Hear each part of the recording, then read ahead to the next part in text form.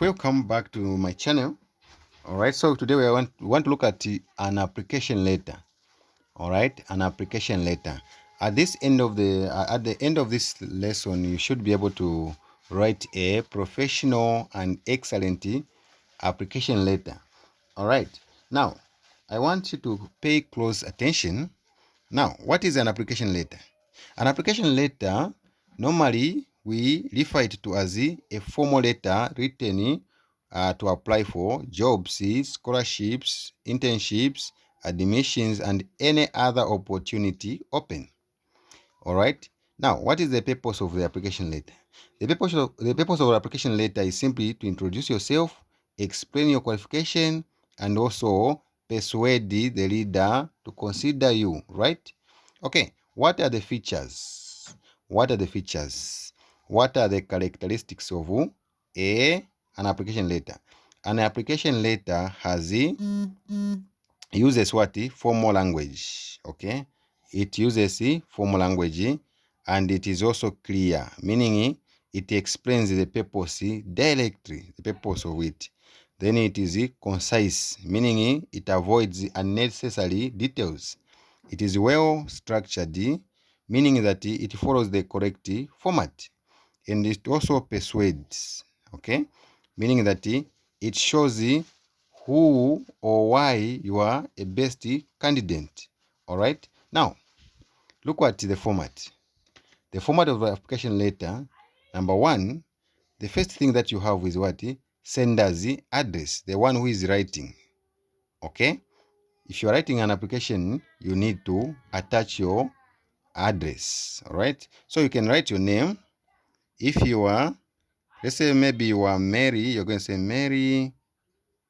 Okay, then you write your surname there. You write the PO Box Lusaka. Sometimes it can be the name of the place, not necessarily your name here. The name of the place. You write the name of the place here. If you are, let's say you are located in Mtendele, you're going to say Mtendele, okay, compound. You can write the PO Box number that is close to you. Then you write the province. All right, that is your sender's address. And this one, it is normally at the right hand side corner, right? The first top corner there, that is where you're going to write. But sometimes you can write it on the left side. Okay, now at the end of it, you need to write the date. Let's say you're going to write here, date is 19th May 2026, for example. So this is how it will be, right? I'm sure you can see this is how it will look like. Then from there, having done that, in this case, you need to know that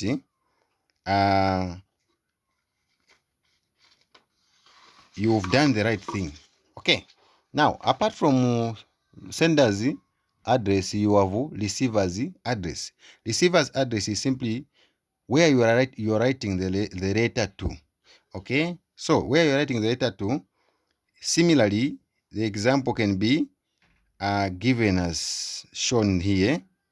So we are saying, let's say for example, you're writing an application letter applying for the job. So you're going to say the human resource manager. Then you write the name of the company. If it's a school, you write the name of the school. All right, then you write the PO Box number and the province. Similar pattern, right? Then away from that, so this particular address, it is on the left side. All right, below, left side below, or after. Remember, the sender's address is in the left side, but it can also be on the left side, okay. If you want, you can put it on the right side. If you want, you can put it on the left side, but in most cases it is on the right side. That is the sender's address. Then the receiver's address, it is on the left side. So the sender's address is on top. The receiver's address is on the bottom side. All right, now from there, you come to saturation, or salutation, I mean. salutation. So salutation, this one is where you use dear sir, stroke madam, or dear Mr. Piri. That is if you know the person you are applying to. Okay? Or you can say dear hiring manager. Right? So this is what we call salutation. That is after the sender's address. So after the sender's address, you leave the space a bit. You write dear sir, stroke madam, or you can write dear hiring manager. Then from there, you're going to come to the subject line. Subject line, you're going to say, in this case, you are writing the RE, which is reference. All right, reference. So you're going to write application for the position of sales assistant. This is an example. Application for the position of sales assistant. So this is the reference. So when they read, they will know exactly what you are applying for. Okay, then from there you come now to the body of application, which is the main body. The main body, it can have a lot of paragraphs, but in most cases you try to limit number of paragraphs. It can be 3, it can be 2, it can be 4, but of course in most cases the standard you can use 3 paragraphs. Now the first paragraph it will be an introduction. The first paragraph it will be what? An introduction. So an introduction is going to include your position, okay, the position that you are applying for, and it is going to mention where you saw the advertisement, right? Okay, I'm going to give you a sample at the end of the lesson. I have the sample of the application. All right, so that is about introduction. So here we are saying you have also to indicate the interest in the introduction. Then example, you are saying, I am writing to apply for the position of sales assistant advertised in the Zambia Daily Mail on 7th May 2026. This is an example of an introduction, right? All right, then the second paragraph, it's about qualification. The second paragraph is about what? Qualifications. Okay, qualifications. So you want now to state the qualifications. In this case, you're going to say what? In this case, you are including what you are going to include as a qualification. Your education background, your work experience, skills and achievements, and why you are suitable. You need to explain in this paragraph. Okay, guideline. In this case, you need to focus on relevant information and mention strength confidently. Keep it brief. Don't write too much. Okay, an example here. I completed my grade 12 education at Kabulonga Secondary School and obtained good results in English and commerce. I also have experience. I also have experience in customer service and communication skills gained through volunteer work. I'm sure you can see how it flows. Now, the third paragraph here is a what? Conclusion. Conclusion, you are going to write willingness, or you include the willingness for an interview, and also you have to thank the leader. All right. You show confidence also. For example, here, I would appreciate the opportunity to attend an interview and discuss my qualifications further. Then you are going to say thank you for considering my application. This is just an example. All right. So here we are saying compliments clause. When you are complimenting, make sure you use what? Formal closing statement. Formal closing statement. Okay. I hope you are getting it right. Then now we are saying this is a closing what? Formal closing statement. You're going to say yours faithfully. That is after the last conclusion. You're going to write this word down. Yours faithfully, or you're going to say yours sincerely. Okay. Then you can sign here. Okay. Then you can sign and write your full name. You write yours faithfully or yours sincerely.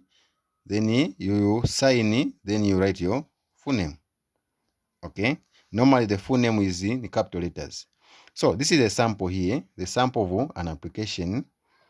So the first paragraph there is the sender's, the first address is the sender's address. Okay, sender's address. So I've said this one can be this side. Okay, so we have that, and we have also receiver's address here. Okay, then you have salutation, right? Salutation. Then you have reference. Okay, reference. So reference is saying application for the position of sales assistant. Then here you have the first paragraph, which is introduction. I am writing to apply for the position of sales assistant advertised in the Zambia Daily Mail on 7th May 2026. So this is an introduction. You need to make it short and brief and direct, right? But sometimes, let's say job is not advertised. Here you can just mention without, you can write without mentioning the what, where you saw the job advertised. You can keep it general, right? Okay. Then from there, you're going to talk about your what, your experience here, your education. So here, if you want to mention about your details, like let's say maybe you're a Zambian or whatever, you mention it here. Make sure you write maybe 2 sentences or 1 sentence, 3 sentences maximum, or 4. Okay, don't write it, don't make it short, long, because if you make it long, the reader or the employer has many applications to read. Your application may be thrown in the bin. Okay, then you're going to say, I completed my grade 12. This is the word, paragraph 2. I completed, now you're explaining your qualification. I completed my grade 12 education at Kabulonga Secondary School and obtained good results in English and commerce. I am hardworking, honesty, and able to communicate well with the customers. I also have basic computer knowledge and teamwork skills. Okay, the last paragraph there is what? The conclusion. I would appreciate the opportunity to attend an interview and discuss my qualifications further. Thank you for considering my application. Thank you for considering my application is a positive way of thinking, right? Then you have the closing statement here. Yours faithfully, Johnny Banda. You can even sign here if you want. John Banda, right? So that is how you write an application letter. I know in most cases this application is very, very important. The application letter is very important. So we use this in most cases when we find we are looking for jobs. Okay. So thank you very much for watching. I hope it was helpful.